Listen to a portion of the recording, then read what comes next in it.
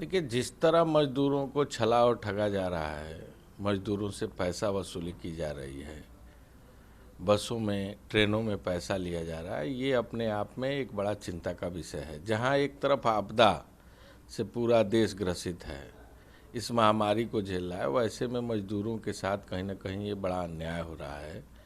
मजदूर अभी भी भारी संख्या में दूसरे प्रदेशों में फंसे हैं।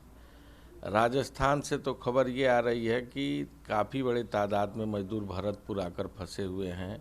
उत्तर प्रदेश सरकार उन्हें लेने से मना कर रही है। मध्य प्रदेश के भी मजदूर आकर बॉर्डर पर फंसे हुए हैं, उसे भी उत्तर प्रदेश सरकार लेने से मना कर रही है। कहीं ना कहीं सरकार ने जो नीति बनाई है उसमें अभी भी किसी तरह की कहीं कोई सरलता नहीं दिखाई दे रही है। सरकार की जिम्मेदारी है कि उत्तर प्रदेश वासियों को उनके घरों तक पहुंचाए और उनकी व्यवस्था सुनिश्चित करे।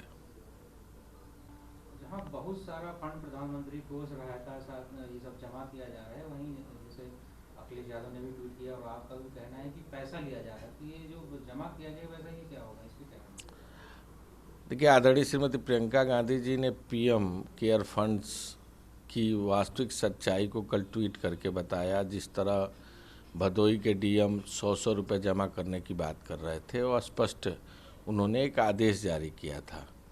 मुझे लगता है कि सरकार को अपनी स्थिति स्पष्ट करना चाहिए कि आखिर वो पीएम केयर फंड और मुख्यमंत्री केयर फंड का पैसा कहाँ उपयोग कर रही है, कितने रुपए आए और कहाँ कहाँ खर्च हुए।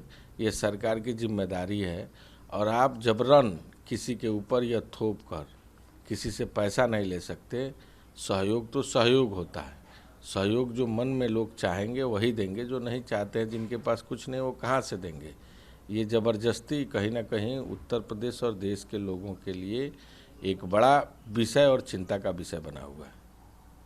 आज उत्तर प्रदेश सरकार वायुसेना द्वारा केजीएमयू पर और विधानसभा पर पुष्प वर्षा कर रही है। आपको नहीं लगता कि जितना जो पेट्रोल खर्चा है, जो इसमें खर्च हो रहा है, ये उन्हीं कर्मचारियों को वेतन बढ़ा दिया जाए या कुछ बोनस दे दिया जाए या कुछ और कर दिया जाए? देखिए, स्थानीय लोग लगातार प्रदेश भर में जो भी कोरोना वॉरियर्स हैं उनका स्वागत कर रहे हैं, चाहे वो डॉक्टर हों, नर्सेज हों, सफाई कर्मी हों, अन्य लोगों पर पुष्प वर्षा करके लगातार उनकी खातिरदारी और उनका अभिनंदन कर रहे हैं। मुझे लगता है कि जिस तरह कर्मचारियों को ठगा गया है, उनके डीए को 1 साल तक रोका गया है, ये सरकार ने कर्मचारियों के साथ धोखा करने का काम किया है। सरकार को जहां इन कर्मचारियों को अन्य देशों से सबक लेते हुए उन तमाम प्राइवेट सेक्टर में, सरकारी सेक्टर में काम करने वालों के वेतन को वृद्धि करना चाहिए, उनके टीए डीए को और भी अधिक रूप में देना चाहिए, वहीं सरकार इनके पैसे काटकर उनके साथ छलावा और उनको ठगने का काम कर रही है। ये जो पुष्प वर्षा कर रही है, इससे क्या होगा? नहीं, पुष्प वर्षा तो लगातार उत्तर प्रदेश में ही नहीं, देश भर के सभी लोग कोरोना से जो लड़ रहे हैं उन लोगों की स्वागत और अभिनंदन तो कर ही रहे हैं। मुझे लगता है कि वो अपने आप में ही पर्याप्त है और हम सब लोग उनका अभिनंदन, नमन और वंदन करते हैं जो लोग इस लड़ाई में सहभागी बने हुए हैं। इसमें भारत देश में लगातार कोविड-19 के मरीज बढ़ रहे हैं, लगातार बढ़ोतरी हो रही है। अभी एक प्रयागराज से वीडियो वायरल हो रहा है और मैंने ट्वीट भी किया है। क्वारंटीन सेंटर का हाल ये है कि एक महिला अपनी वेदना को किस रूप में बता रही है, दर्शा रही है, वो स्पष्ट है। ये सरकार लाख दावे कर ले, इनके दावे खोखले हैं। जहां सरकार को इस लड़ाई को, अभियान को तेज करना चाहिए, इस महामारी से लड़ने के लिए संकल्पित होना चाहिए, वहीं सरकार लोगों को आंकड़ों की बाजीगरी में फंसाने का काम कर रही है। इन्होंने ग्रीन जोन, रेड जोन और तमाम जोनों की घोषणा की है। मैं जानना चाहता हूं सरकार से कि आखिर आपका मानक क्या है। न आपके द्वारा उन जिलों का जांच किया गया है, न कोई रैंडम व्यवस्था की गई है, न रैपिड जांच किया गया है। पिछले समयों में 11 जिलों को इन लोगों ने यह घोषित किया कि ये सभी कोरोना मुक्त जिले हैं। बाद में उन्हीं जिलों में लगातार, चाहे वो गोरखपुर हो, देवरिया हो, और भी तमाम जगह हैं, पीलीभीत, बरेली, इलाहाबाद, वहाँ पर मरीज पाए गए। तो सरकार को कहीं ना कहीं सजग होकर सावधानी पूर्वक ये चीज़ तय करना पड़ेगा कि जोनों के बंटवारों में वो किस रूप में लोगों को रखना चाहती है। कहीं ना कहीं अगर वो रैंडम जांच कर ली हो, रैपिड जांच कर ली हो, टेस्ट अगर पूरे करा ली हो, तब तो वो इस जोन को बना सकती है। अन्यथा मुझे लगता है कि जनता के साथ ये धोखा होगा।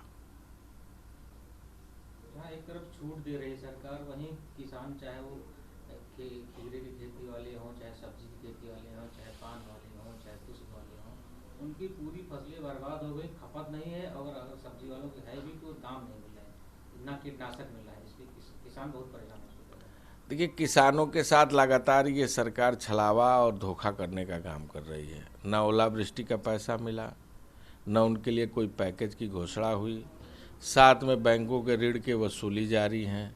अन्य तरह से सरकारी बैंकों के भी तमाम उनके पास नोटिसेस गए। सरकार को किसानों के लिए एक पैकेज की व्यवस्था करनी चाहिए। न उनके बिजली के बिल माफ़ हुए, न उनका कर्जा माफ़ हुआ, न उनके लिए भारत सरकार ने कोई पैकेज दिया, न राज्य सरकार ने पैकेज दिया। सब्जी उगाने वाले लोग भी परेशान हैं, फूल जो पैदा करके लोगों में बेचते थे वो भी परेशान हैं। तो कहीं ना कहीं इस सरकार ने किसानों के साथ केवल धोखा किया है। और जो भी लगातार वो बैठकें करके इस बात को बताने का काम कर रहे हैं कि हमारी पूरी तैयारी और काम करने का नज़रिया कहीं ना कहीं वो जनता के हित में, मुझे लग रहा है कि वो केवल महज एक दिखावा है। किसानों के लिए, नौजवानों के लिए, गरीबों के लिए, आम आदमी के लिए सरकार अभी तक कोई ऐसा कदम नहीं उठाया जिससे उन लोगों को लाभ हो सके।